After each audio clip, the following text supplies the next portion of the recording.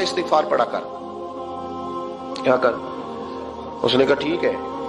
تو حضور پھر میں دوبارہ کب آؤں؟ تو امام حسن کہنے لگے بے اولاد ہے نا تو، استغفار کا وظیفہ بتایا نا؟ کہا ہاں. فرمانے لگے اب اس وقت آنا جب اللہ تجھے 10 بیٹے عطا کرے گا.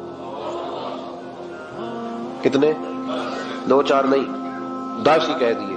تو حضرت امیر معاویہ رضی اللہ تعالیٰ دیکھا، کہنے لگے حسن اتنا بڑا دعویٰ. آپ فرمانے لگے میں نے کہہ دیا نا تو اللہ فضل کرے گا. ہاں ہاں اللہ خیر کرے گا، خیر ہو جائے گی. وہ شخص کئی سالوں کے بعد آیا، کئی سالوں کے بعد. تو حضرت امیر معاویہ کو بھی ساتھ لایا. کہنے لگا حضور اللہ کے فضل سے اللہ نے 10 بیٹے عطا فرمائے، پورے 10 ہی اللہ نے دیے. تو حضرت امیر معاویہ کہنے لگے جناب بات تو آپ کی سچی ہو گئی، پر مجھے بھی بتائیے وظیفہ کہاں سے لیا؟ فرمانے لگے قرآن پاک سے. سورہ نوح کی 10 11 12 آیت پڑھو. اللہ فرماتے ہیں تم استغفار پڑھو، میں تمہاری بیٹوں سے بھی مدد کروں گا، مالوں سے بھی مدد کروں گا.